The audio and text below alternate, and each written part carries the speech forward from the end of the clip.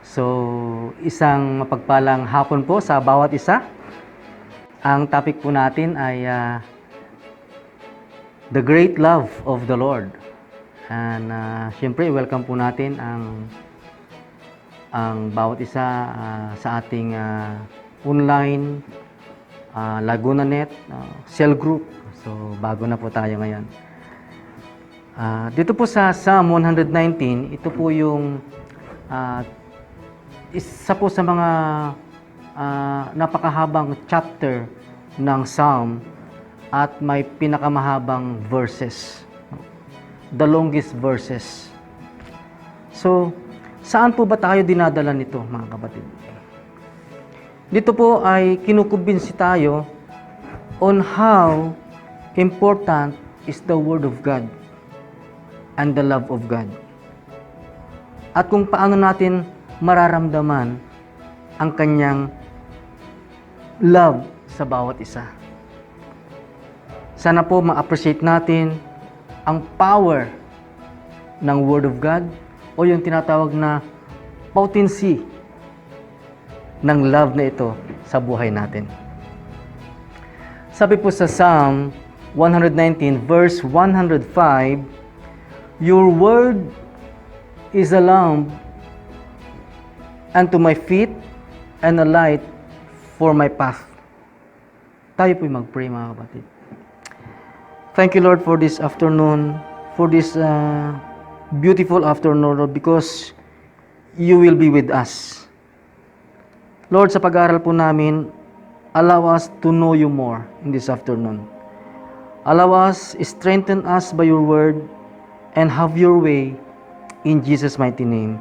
Amen. Amen. So, ano po ba ang ibig sabihin nitong lamp? Alam niyo po, hindi po ito yung flashlight, hindi po ito yung torch, hindi po ito yung ilaw lang na basta-basta. Ito po ay nagsasabi kung ano ang kulay ng iyong suot, kung ano ang kulay mo, or madilim. At nagpapakita kung saan ka nakatungtong. Nagpapakita po ito kung nasaan po tayo ngayon sa ganitong sitwasyon. At spiritually po, ang lamp na ito ay tumutukoy kung nasaan tayo ngayon. Kung ano ang sitwasyon natin ngayon. Nasaan ba ako? Ano ba ako ngayon? Yun po yung tinutukoy ng ating Panginoon. Paghawak po natin ang Word of God o ang lamp, ay malalaman po natin ang ating starting point. Tama po? Hindi po tayo nangangapa kung saan-saan.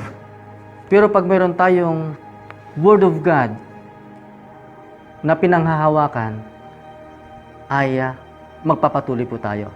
Mayroon po tayong tinatawag na panimulang muli. Dahil nandyan na yan bago pa po dumating ang virus, nagsimula na po tayo. At nung dumating yung virus, parang na-decline ng konti.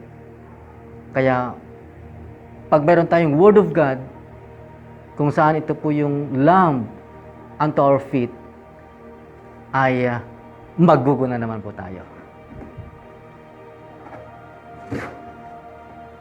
So, lalo na po sa kasalukuyang sitwasyon, ang ating pong new normal. Tayo po ngayon ay nagsimula na sa ating cell group online at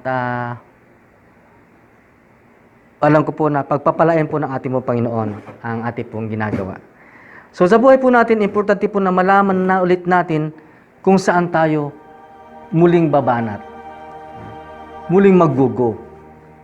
Alam niyo po, kung mahal ka ng iyong magulang, you are blessed. Kasi alam mo talagang mahal na mahal ka.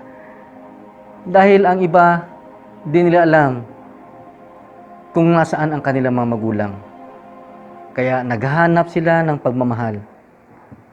Kahit na inaruga na po sila ng mga mabubuting tao, mga maaayos na tao, at pag natagpuan nila ang kanilang magulang, nagkakaroon pa rin ng tinatawag na DNA test. So, blessed ka kung alam mo na mahal ka ng iyong magulang. Ang hirap pong magsimula, mga kapatid, kapag na-filled ka ng bitterness. Hindi mo alam kung saan ka magsisimula. The word is the lamp unto my feet. Kung sakali na nawala ang starting point, salamat. Dahil binigyan po tayo ng Panginoon. Binigyan po tayo ng assurance na muling magsimula ulit. Salamat dahil binigyan tayo ng lugar para magsimula. Sabi po sa John chapter 1 verse 12, napaka-powerful po nito, mga kapatid. Sabi po dito, yet to all who receive Him, to those who believe in His name, then He will give the right to become children of God. Ito po ay kamangha-mangha. Nakaka-encourage yung message na to, yung word na to, mga kapatid. No, very powerful na maging children of God. So ito po ulit ang simula. Ito po ang ating kalakasan. Ang makita mo na ikaw ay kabilang sa pamilya ng Diyos.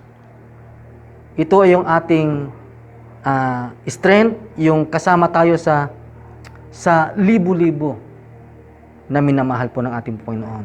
The Word is the lamp and a light unto my path. Alam niyo po, ito po yung path ay may nabuo po dito na acronyms. So, yung path, P-E-T-H, no? Dapat nating malaman po ito dahil napakahirap lumakad sa path, lalo na po sa sitwasyon natin ngayon. Kaya nga po, need natin ang light. No?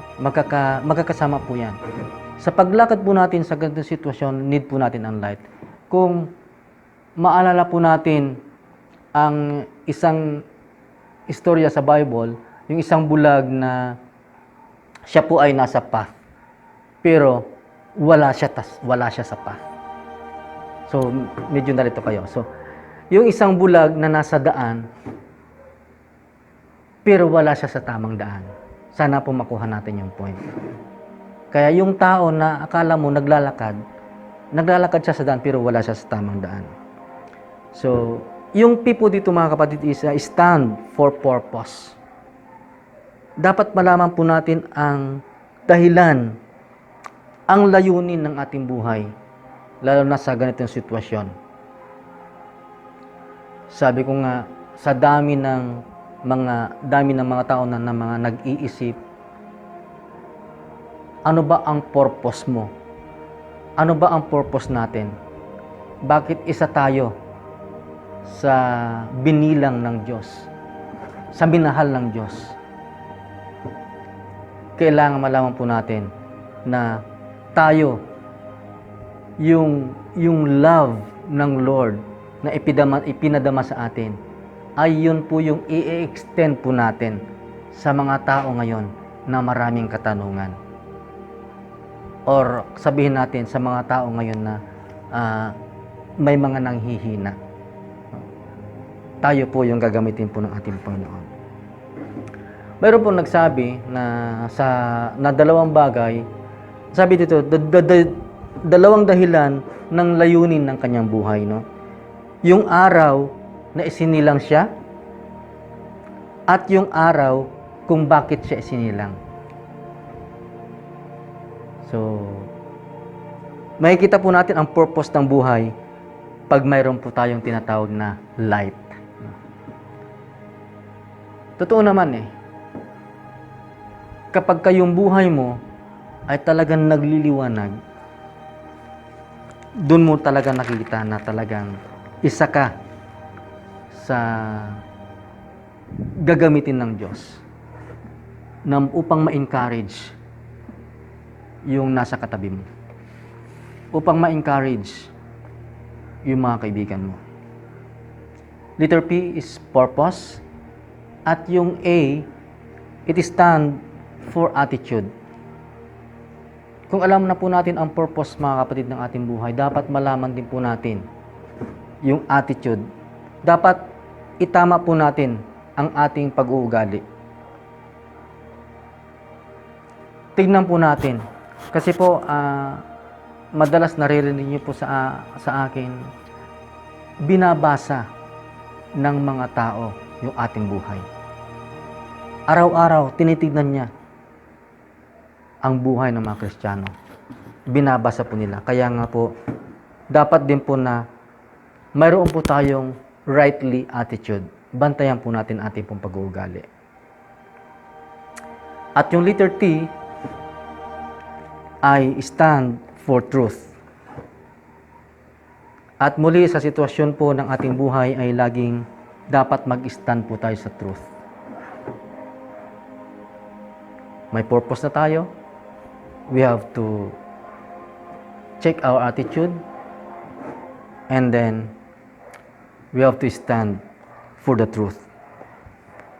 Gusto natin lagi ang katotohanan. Dahil the truth, alam niyo ba the truth, no? It drives away the darkness. Kapag ka nasa liwanag ka, kapag ka nasa truth ka, lumalayo yung kadiliman. Alam niyo po si King David, nais ko pong idagdag bilang halimbawa sa Bible. Si King David po ay love na love niya po ang truth. He is the truth builders. Si David po ay truth seekers, no? Talagang naghahanap siya talaga ng truth. Masyado siyang na-in love sa Lord. Pero, sa kabila ng kanyang matinding pagmamahal sa Panginoon, David was tempted. So, iklaan na po natin yung kwento na nangyari kay David. Nagkaroon siya ng pagkakamali sa Lord dahil kay Bathsheba. At sunod-sunod po yon hanggang sa ipinapatay niya si Urias, ang asawa ni Bathsheba. No? Tempted, nalublob, nadapa. Yan po si Haring David, mga kapatid. Truth builders, truth seekers, in love, tinaguri ang a man after God's own heart, nadapa. At ito na po, mga kapatid, no? Kailangan niyang isalansan ang kanyang pagkakamali. Pinipilit niyang maitago. Pero, kahit saan po tayo magpunta, kahit saan ka po magtago, lalabas at lalabas pa rin ang katotohanan. Gusto po niyang illegalize upang di makita ang truth. Pero, sisibol, lalabas at lalabas pa rin ang katotohanan. At ginamit po ng Lord si Nathan. Ang sabi po sa 2 Samuel chapter 12 verse 13, ang sabi po doon, I have sinned against the Lord. Ito po yung sinabi ni Haring David. Babalik at babalik ka talaga sa Lord, mga kapatid. Ano man ang sitwasyon, ano man ang mga pinagdadaanan, babalik at babalik talaga tayo sa Panginoon. Si David, tinanggap po ang pagkakamali. Nung tinanggap niya ang pagkakamali, he became a blessing to many people. Di po ba? Nagkamali na, pinagpala pa. So alam niyo po, sa panahon ng pandemic, mga kapatid, ay sa kasalukuyan natin, dapat wag po nating i-curse ang world. Sa ganitong sitwasyon, wag po nating i-condemn ang God. Wag po tayong tumakbo. Wag po tayong magtago. Stay with the love of God. Stay with the Word of God. Mag-stay po tayo sa light kung saan nandoon yung Word of God, ang kanyang mga salita. So, mayroon na po tayong purpose at inayos na ni Lord ang ating attitude. Dapat nasa truth po tayo. And H is stand for help. Alam niyo po dito po sa Psalm 121,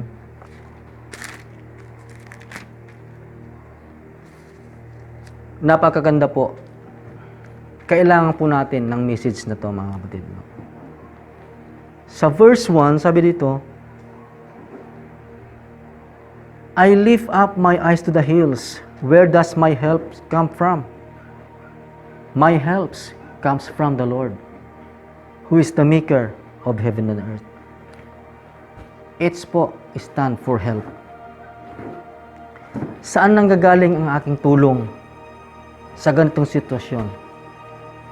Nung si Haring David po ay nalugmok na dapa, ang sabi po sa ibang verses, tumingin ako sa aking kaliwa, nobody was there.